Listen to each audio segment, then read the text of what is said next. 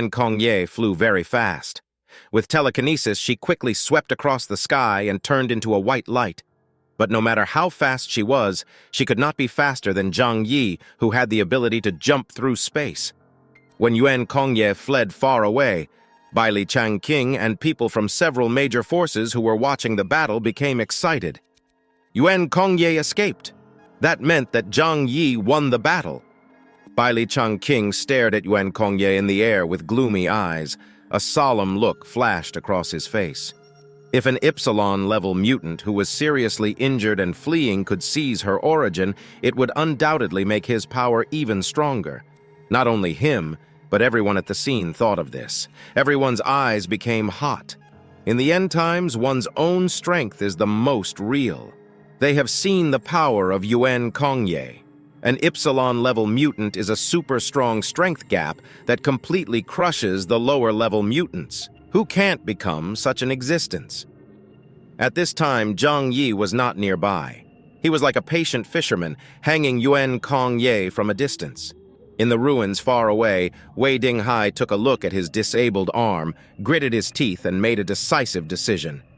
Even if Tianhai City ushers in the end this time, I have lost an arm and my strength has been greatly reduced and I can't keep my position. Might as well fight. His eyes were filled with ice blue, and a storm condensed in his pupils. The next moment, he merged into the vast white snow on the ground. Just as Yuan Kongye was escaping, a huge vortex suddenly formed from the ground, and then quickly turned into a sharp spear that stabbed at her in the sky. Although Yuan Kongye's vision was completely blurred and she almost lost the ability to see, her perception was still there. Facing this attack, she gritted her teeth and punched to the ground. The giant spear condensed from ice and snow seemed to hit an iron wall, and the spearhead quickly disintegrated. Then an invisible force quickly pressed down on it. With a bang! The entire storm spear shattered into countless ice and snow fragments. Wei Dinghai's body was slammed into the ground, and the frost armor wrapped around his body shattered like glass. He sank deeply into the earth, and after a while his own spearhead hit his body, and streams of blood spread from the ground, dyeing the surrounding snow red. Wei Dinghai wanted to take advantage of Yuan Kongye's serious injury to launch a sneak attack and seize her origin. But he didn't expect that Yuan Kongye was still so powerful in this state. With just one move, he was killed by Yuan Kongye in seconds. This scene also awakened the people watching the excitement around. Even the injured Yuan Kongye was not something they could contend with. They were not Zhang Yi. They did not have such a huge logistical supply, and they did not have the kind of space-based ability with sky-high defense.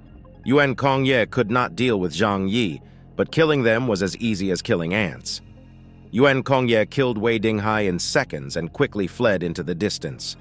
Zhang Yi chased her slowly. He glanced at the people hiding in the ruins and smiled lightly. "Everyone, Yuan Kongye is seriously injured at this time. If you want to obtain her origin, please do so." Who would try next? Zhang Yi's tone was light, but in everyone's ears there was a sense of teasing.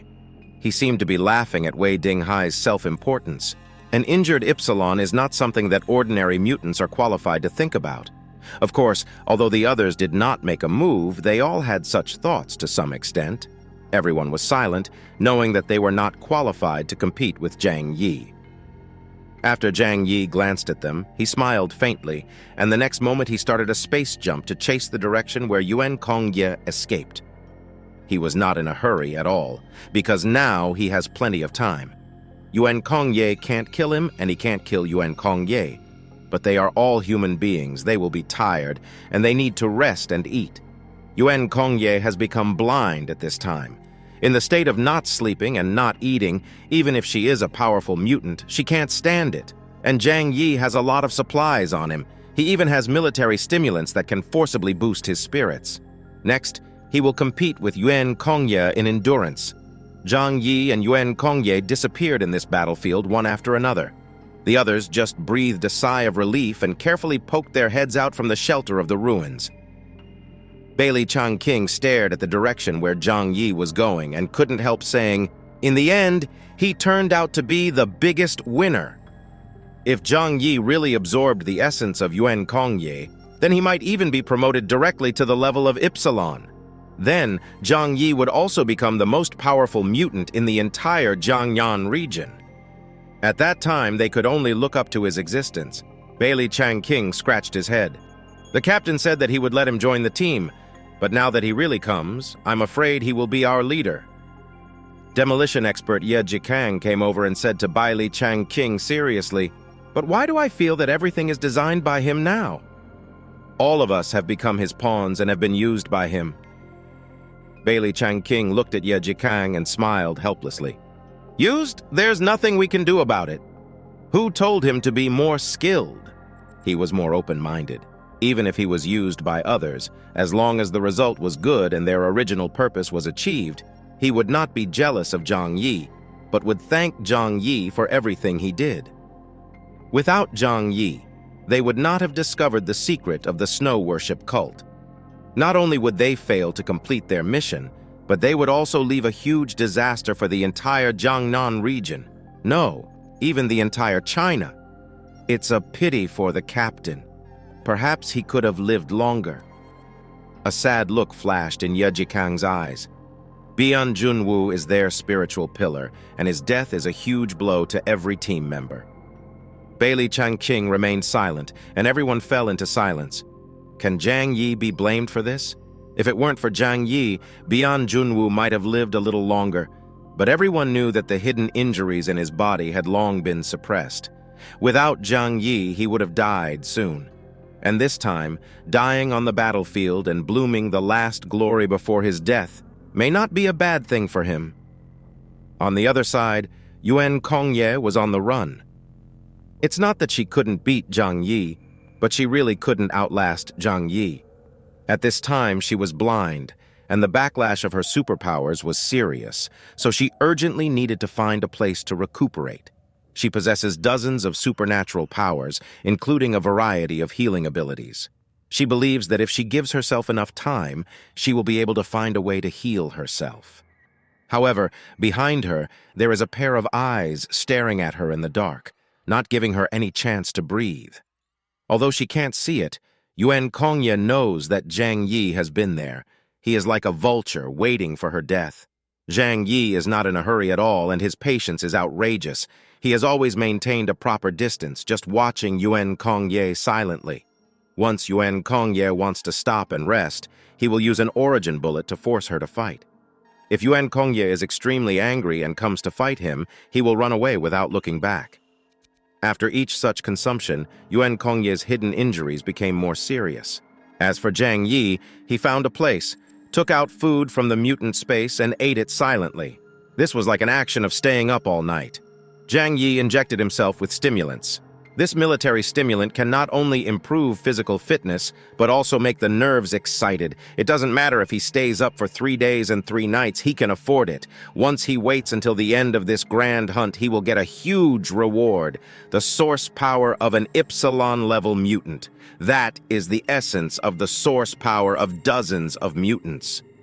Yuan Kongye staggered and continued to flee in the wind and snow. She lost her direction, her eyes turned completely gray, and she couldn't see anything for a long time. In the haze, she could only escape by instinct. On the second day, she instinctively found a department store supermarket buried deep in the snow. But just when Yuan Kongye was about to go in and quickly find some food to replenish her physical strength, a rocket accurately shot here and burned all the supplies. Yuan Kongye had already become numb, but she was still a little broken in the face of this scene after being hungry for a day. She turned her head and looked into the distance with her gray eyes. Zhang Yi stood on a low hill carrying a rocket launcher in his hand, looking at this place with a smile. A wisp of green smoke came out of the rocket launcher, and the smell was called despair. Yuan Kongye's face was expressionless. She raised her hand and swept it, and the raging blizzard swept away as if to destroy the entire mountain. But no matter how raging the storm was, it could not get close to Zhang Yi. In front of him, 2 huge dimensional gates formed a triangle to protect him, invulnerable to all methods. "Don't you give up," Zhang Yi asked lightly. "Everyone around you is dead." Your parents are dead, Zhang Yixian is dead, and tens of thousands of followers of the snow worship sect have also been killed by you. If you are alive, will anyone love you? Even if you get everything, you are still a lonely person. Everyone died because of you. Don't you have a trace of guilt in your heart? In fact, the person who deserves to die the most is you. Yuan Kongye listened to Zhang Yi's words silently, her face expressionless without any answer. After sending out a storm that swept the earth, she turned around and continued to flee far away. Zhang Yi didn't care and chased slowly from behind. You can really run. Well, let's see how long you can hold on.